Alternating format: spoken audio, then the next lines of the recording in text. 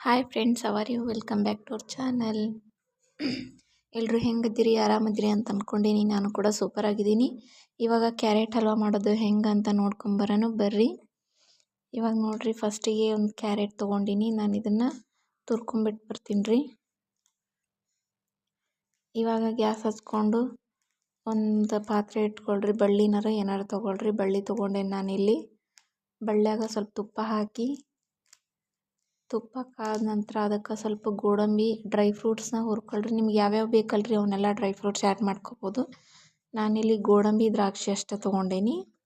ಗೋಡಂಬಿ ಸ್ವಲ್ಪ, ದ್ರಾಕ್ಷಿ ಸ್ವಲ್ಪ ಹಾಕ್ಕೊತೀನಿ ರೀ. ಇವಾಗ ಹುರ್ಕೋಬೇಕ್ರಿ ಅವನ್ನ.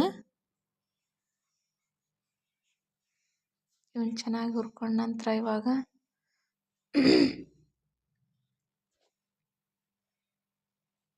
ನೋಡ್ರಿ, ಇವಾಗ ಹುರಿದಾವು ಒಂದು ಪ್ಲೇಟಿಗೆ ತಗೊಂಬಿಡೋಣ.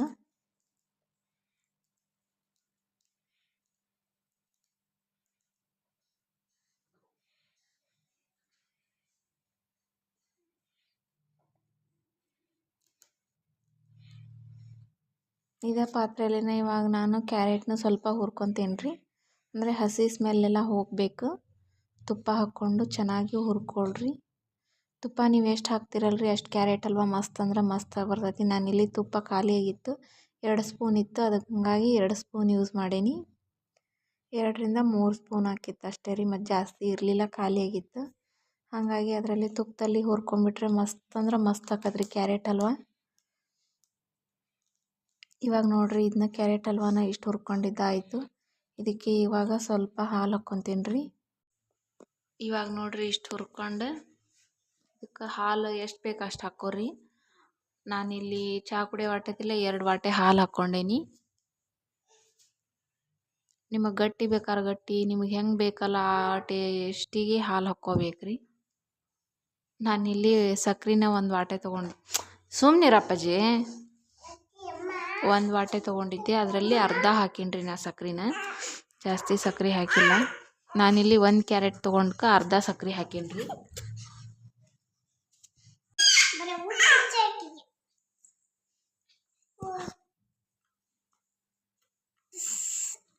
ಇವಾಗ ನೋಡ್ರಿ, ಇದು ಕುದಿಯಾಕತ್ತೈತಿ.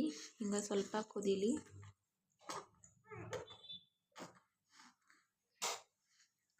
ಇವಾಗ ನೋಡ್ರಿ, ಸಕ್ರೆ ಹಾಕ್ಕೊತೀನಿ. ಅರ್ಧ ಕಪ್ ಹಾಕ್ಕೊಂಡಿನಿ ಅಂತ ಅನ್ನಲ್ರಿ, ಅರ್ಧ ಕಪ್ ಹಾಕ್ಕೊಂಡಿನಿ. ಕರೆಕ್ಟಾಗಿರ್ತೈತೆ ರೀ. 1 ಕ್ಯಾರೆಟಿಗೆ ಅರ್ಧ ಕಪ್ ಸಕ್ರೆ.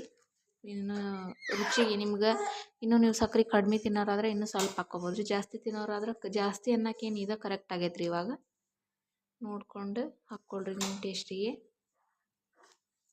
ಇವಾಗ ನೋಡ್ರಿ, ಕ್ಯಾರೆಟ್ ಹಲ್ವಾ ಅಂತೂ ರೆಡಿ ಆಗೈತಿ.